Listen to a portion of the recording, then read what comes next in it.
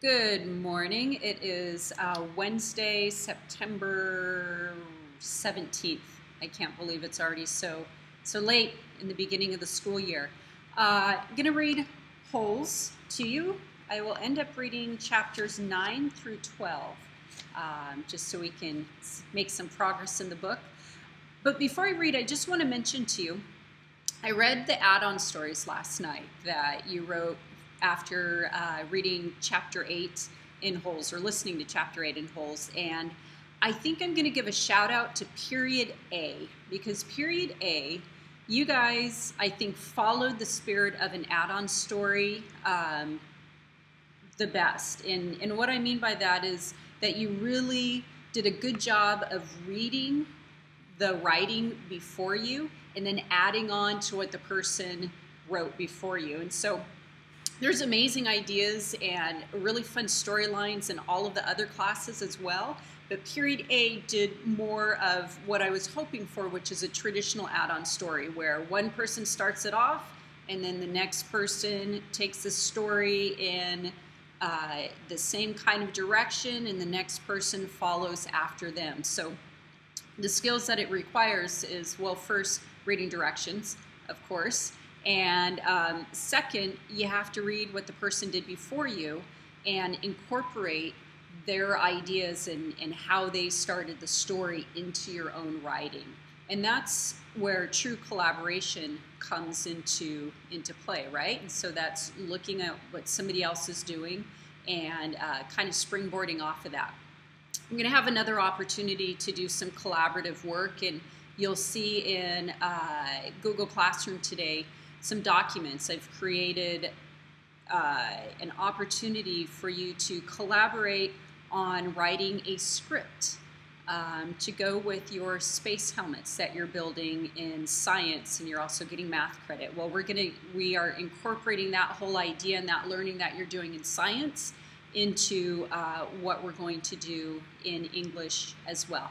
I think you'll really like it. It's going to be a fun project, but more on that later. I want to get to the reading polls. So sit back, relax, enjoy. There's no questions, no posting to do with Holes today. I just want you to listen and enjoy. So chapter 9.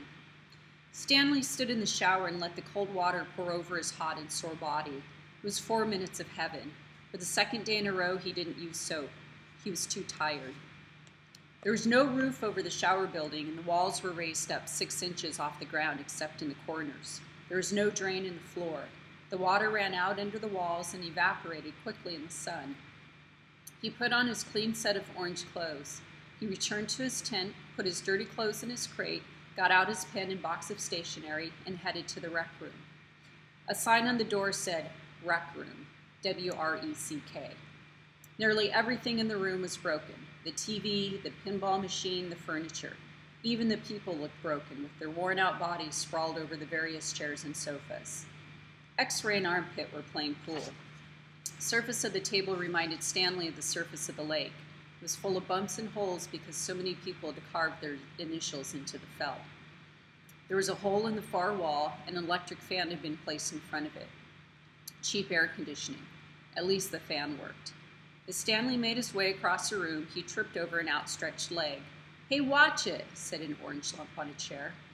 "You watch it," muttered Stanley, too tired to care. "What'd you say?" the lump demanded. "Nothing," said Stanley. The lump rose. He was almost as big as Stanley and a lot tougher. "You said something." He poked his fat finger in Stanley's neck. "What'd you say?"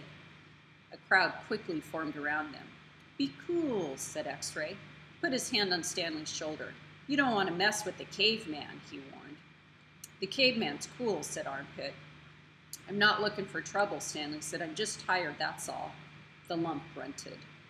X-Ray and Armpit led Stanley over to a couch. Squid slid over to make room as Stanley sat down. "Did you see the caveman back there?" X-Ray asked. "The caveman's one tough dude," said Squid, and he lightly punched Stanley's arm. Stanley leaned back against the torn vinyl upholstery. Despite his shower, his body still radiated heat. "I wasn't trying to start anything," he said. The last thing he wanted to do after killing himself all day on the lake was to get in a fight with a boy called the Caveman. He was glad X-Ray and Armpit had come to his rescue. Well, how'd you like your first hole? Asked Squid. Stanley groaned, and the other boys laughed. Well, the first hole's the hardest, said Stanley. No way, said X-Ray. The second hole's a lot harder. You're hurting before you even get started. If you think you're sore now, just wait and see how you feel tomorrow morning, right? That's right, said Squid. Plus, the fun's gone, said X-Ray. The fun? Asked Stanley. Don't lie to me, said X-Ray. I bet you always wanted to dig a big hole, right? Am I right? Stanley had never thought about it before, but he knew better than to tell X-Ray he wasn't right. Every kid in the world wants to dig a big hole, said X-Ray. To China, right? Right, said Stanley. See what I mean? Said X-Ray. That's what I'm saying. But now the fun's gone, and you still got to do it again and again and again. Camp fun and games, said Stanley. What's in the box? Asked Squid. Stanley had forgotten he brought it. Paper. I was going to write a letter to my mom. Your mother? Laughed Squid. She'll worry if I don't. Squid scowled. Stanley looked across the room. This was the one place in camp where boys could enjoy themselves, and what'd they do? They wrecked it. The glass on the TV was smashed as if someone had just put his foot through it. Every table and chair seemed to be missing at least one leg. Everything leaned. He waited to write the letter until after Squid had gotten up and joined the game of pool. Dear Mom, today was my first day at camp, and I've already made some friends. We've been out on the lake all day, so I'm pretty tired. Once I pass the swimming test, I'll get to learn how to water ski. He stopped writing as he became aware that somebody was reading over his shoulder. He turned to see Zero standing behind the couch. I don't want her to worry about me, he explained. Zero said nothing. He just stared at the letter with a serious, almost angry look on his face. Stanley slipped it back into the stationery box. Did the shoes have red X's on the back? Zero asked him. It took Stanley a moment, but then he realized Zero was asking about Clyde Livingston's shoes. Yes, they did, he said.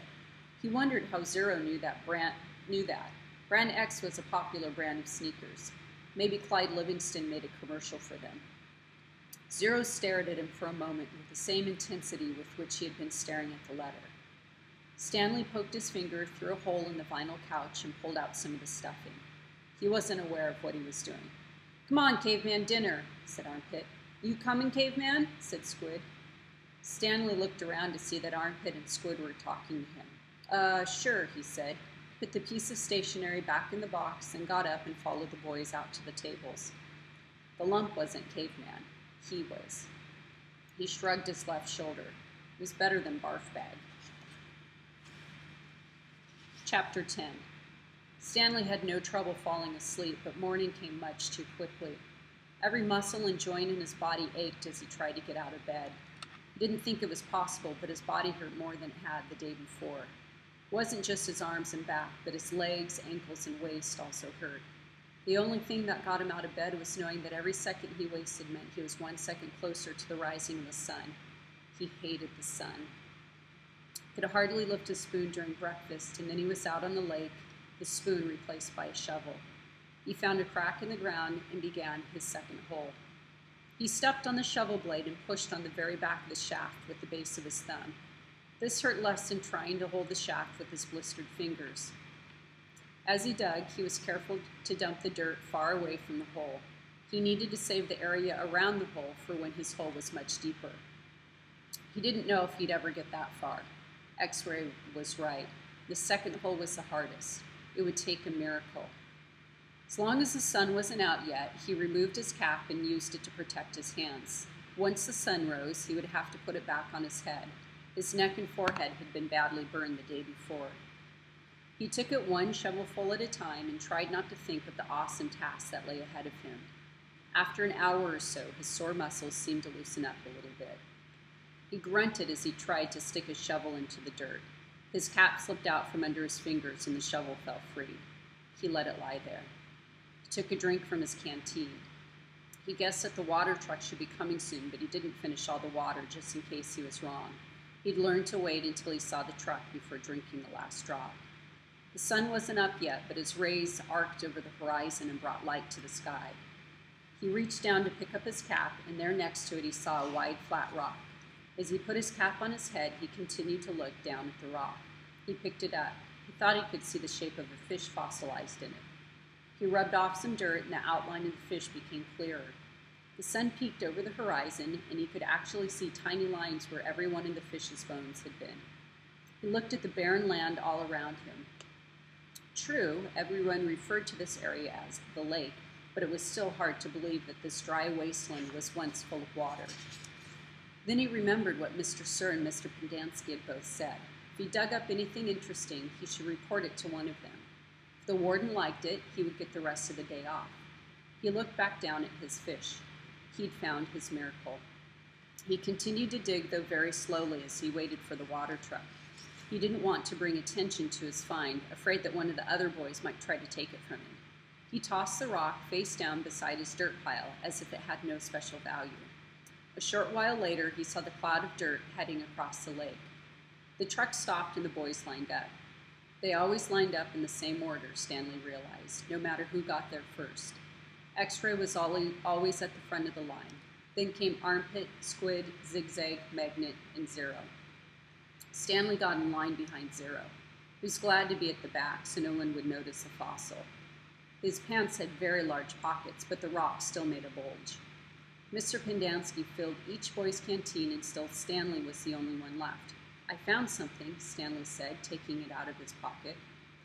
Mr. Pendanski reached for Stanley's canteen, but Stanley handed him the rock instead. "What's this?" "It's a fossil," said Stanley. "See the fish?" Mr. Pendanski looked at it again. "See, you can even see all its little bones," said Stanley. "Interesting," said Mr. Pendanski. "Let me have your canteen." Stanley handed it to him. Mr. Pendanski filled it, then returned it. "So do I get the rest of the day off?" "What for?" "You know, you said if I found something interesting, the warden would give me the day off." Mr. Pendanski laughed as he gave the fossil back to Stanley. "Sorry, Stanley, the warden isn't interested in fossils." "Let me see that," said Magnet, taking the rock from Stanley. Stanley continued to stare at Mr. Pendanski. "Hey, Zig, dig this rock." "Cool," said Zigzag. Stanley saw his fossil being passed around. "I don't see nothing," said X-Ray. Took off his glasses, wiped them on his dirty clothes, and put them back on. "See?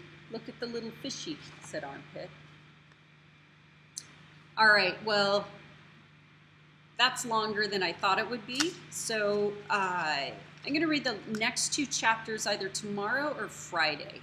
So I will finish through chapter 12 this week, but maybe just not today. So I hope you enjoyed that, and I will see you again very soon. Have a lovely day.